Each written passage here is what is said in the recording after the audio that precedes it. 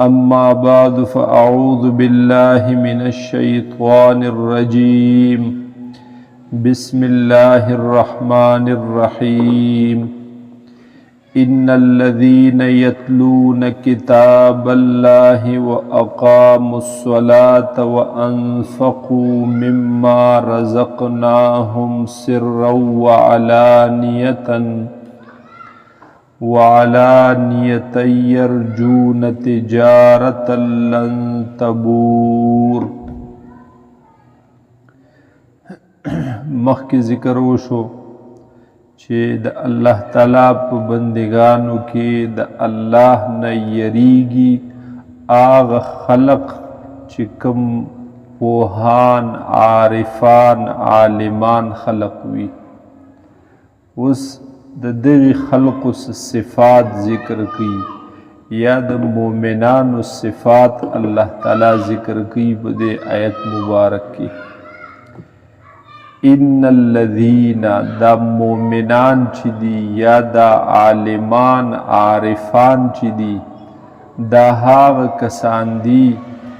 یتلون کتاب الله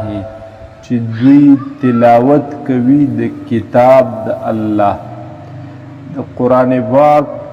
نفس تلاوت کول یعنی که یو سړی د دې په معنا او په مطلب نه وي پوه نو بیا هم د دې دا تلاوت دا عبادت دی او دا د اجر او د ثواب هغه ذریعه ده. دنیا په مخ نور کتابونه یا خطونه مختلف قسمه رسالې د هغې که ته د هغې مطالعه کې ګورې که په معنا او په مطلب یې پوهېږي نو څه به ترېنه حاصل کې او که په مطلب یې نه پوهېږي نو بیا ترې څه نشي حاصلولی هسې به ورته بیا ګورې ده. او قرآن پاک داسې کلام دی چې که د دې په معنا او په مطلب پوهېږي او تلاوت یې کې ډېر اعلی او که په معنا او په مطلب او په تفسیر یې نه پوهېږي بیا یې هم تلاوت کې هم اجر و ثواب او هم دا یو عبادت دی. که بعضې خلق نن سبا هغه اکثر داسې اعتراض کوي چې وی د قرآن مثال خو د یو خط دی چې د الله د طرف نه بندگانو ته راغلی نو که ته د خط په هغې مطلب نه پوهېږي هسې عزت کې او په عزت سره په ادب سره دې کېښودلی دی او یا یې راخلي ګوري تلاوت یې کې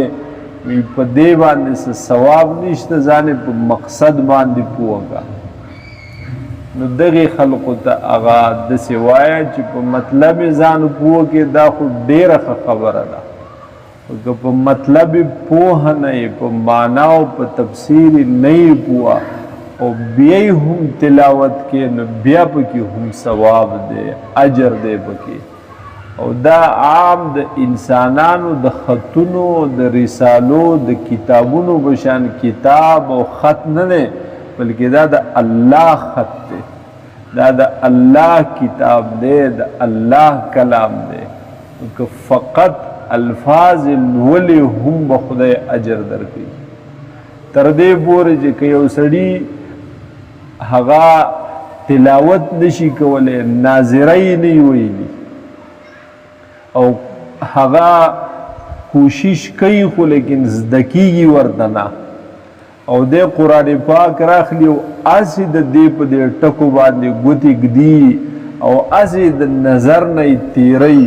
خدای پاک په دې هم دله ثواب ورکوي او دا هم یو قسمه عبادت دی. دته هم خدای پاک هغه د تلاوت هغه اجرونه او ثوابونه ورکوي. نو قرآن پاک د عامو کتابونو د رسالو د خطونو په شان خط نه دی چې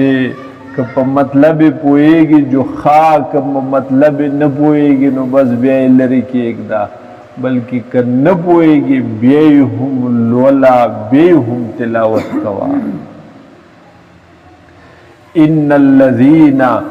دې آیت مبارک نه هغه دقه مسله معلومیږي چې صرف تلاوت بغیر د پوی نه هم دا د الله حکم دی او د الله حکم دا د اجر و ثواب د حاصلولو ذریعه وي چې کله هغه سړی پوره کوي ان الذین بېشکه هغه کسان یتلون کتاب الله چې هغوی تلاوت کوي د کتاب د الله واقاموا الصلاة او قائموي مانځه لره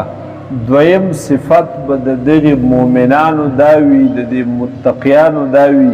چې دوی به قائموي مانځه لره وانفقوا مما رزقناهم او دوی به خرچ کوي د هغې څه نه چې موږ دوی له ورکړي انسان سره خپل هېڅ شی هم نشتي هر څه چې د ده سره دي دا د خدای ورکړه د الله هغه ورکړه ده وی چېرته یو ډاکټر و ډېر زیات مالدار و نو هغه چې مړ کېدو نو هغه د سکندر اعظم بادشاه په شان پیخی کوله دوی چې زه مړ شم نو زمام د کفن نه دا لاس بار روباسئ چې خلقو ته پته ولګي چې دومره مال حال خو تش لاس د دنیا نه روان یم دا وصیت چې کوو یو هوښیار سړی خواته ناست و هغه ورته وی ډاکټر صاحب ته چې دنیا ته راتلی تا ځان سره سره وړو چې درنه پاتې شو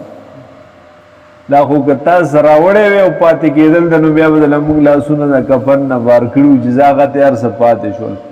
تا خو دا سره هېڅ شی هم نه و راوړی خو خالي لاس راغلی وی او خالي لاس دې نه لاړې نو د انسان په قبضه کې چې څه وي دا د ده نه وي دا د الله ورکړه وي نو وانفقوا او خرچ کوي دوی مما د هغې څه نه رزقناهم چې موږ ورکړي دي دوی ته سرا وعلانیتا سرا په پټه هم خرچ کوي وعلانیتا او ښکاره هم خرچ کوي بعضې صورتونه داسې وي چې په هغې کې صدقات وغیره خیرات دا پټ غوره وي او بعضې صورتونه ښکاره غوره وي لکه فرض ورکړه چې کومه ده لکه زکات شو په هغې کې پټوالی چې دی دا غوره نه دی په هغې کې ښکارهوالی غوره دی چې زکات ښه اعلانیه ورکړي ښه ښکاره یې هغه ورکړي دویم که نفلي خیرات او صدقات هم وي خو چې په هغې کې ستا مقصد هغه دغه خیرات کول هم وي دغه صدقه کول هم وي او نورو ته ترغیب ورکول هم وي چې دغې غریب ته یا دغې لاچار ته نور هم څوک څه ورکړي ځکه دی یوازې زما په دې خیرات او په صدقه د ضرورت نه پوره کېږي نو په دغې ټیم کې اعلانیه خیرات و صدقات ښکاره خیرات و صدقات دا غوره وي او چې کله د ریاکارۍ او د ښودنې هغه شک وي د سړي نو بیا پټ نفلي صدقات دا غوره وي او په زکات کې هغه دا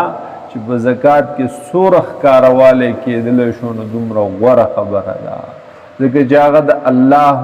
حکم دی لکه مونځ چې دی نو مونځ وایو چې یاره په جومات کې مونځ نه کوم په جمع کې نه کوم خلکو که په مانځه ولیدم وایي به چې دا خو هله مونځګزار دی سم نو وایي دي که نه چې مونځګزار دی خو ښه په جمع باندې مونځ کوه ښه ښکاره مونځ کوه ځکه دا د خدای فرض حکم دی نو که څوک در باندې ښه وي او که در باندې بد وي خو لیکن هغه حکم خپل سر ته رسوه دقه شان زکات ښکاره ورکولو غوره چې نورو خلقو ته ترغیب میلاو شي چې هغوی هم زکات ورکړي او دویم پیده پکې دا وشي چې په تا باندې څوک الزام ونه لګوي چې یاره دا سړي سره دی صاحب د نصاب دی او دی ګوره زکات نه ورکوي د ده چېرته مونږ خیرات نه دی لیدلی نو چې دا تهمت در باندې څوک ونه لګوي او ستا په کور کلي او په معاشره کې نیک نوم وي په ښایسته الفاظو سره یادېږي په نیک نوم سره یادېږي چې دا پلان کې سړی دی مونځګزار دی دی زکات ورکوونکی دی نو نیک نامي هم د خدای پاک هغه یو نعمت دی چې انسانانو ته ورکړي. وانفقوا او دوی خرج کوي مما د هغې څه نه رزقناهم چې موږ ورکړي دي دوی ته سرا وعلانیة په پټه او په ښکاره یرجونا او دوی امید ساتي تجارتا د تجارت داسې تجارت لن تبور چې هغې کې تاوان نشتی. دلته د امید نه مراد یقین د کلک یقین وي چې زما د تجارت نه به ماته نفع ملویږي. نو اکثر نیک اعمال کول په قرآن پاک کې په احادیث مبارکو کې د تجارت سره د معاملاتو سره الله تعالی د دغه تشبیه ورکوي. لکه په کاروبار کې یو کس پیسې ورکي بل کس سودا ورکي. دغه رنګه عبادات هم دي چې تب عبادت وکي خدای به ثواب درکړي، تب نیک عمل وکي خدای به درله اجر درکړي. او بیا د دنیا په تجارت او په کاروبار کې پیدا هم وي نقصان پکې هم کله کله وي. او په دې تجارت کې چې د خدای سره د دا ورکړه راکړه وکړه په دې تجارت کې لن تبور هیڅ کله په دې کې نقصان نشتا، خساره پکې نشته. وترجونا ويرجونا او دوی امید ساتي تجارتن داسې تجارت لن تبور چې هغې کې هیڅ کله خساره نشتا، بالکل تاوان نقصان پکې نشتی. ان الذین بشک هاغ کسان یتلون کتاب الله چې تلاوت کوي د کتاب د الله واقاموا الصلاة او قائموي مانزلرا وانفقوا مما رزقناهم او خرج کوي د هغې څه چې موږ ورکړي دي دوی ته سرا وعلانیة په پټه او په ښکاره یرجونا امید ساتي دوی تجارتا د داسې تجارت د داسې کاروبار لن تبور چې هیڅ کله خساره نه کوي، تاوان نه کوي.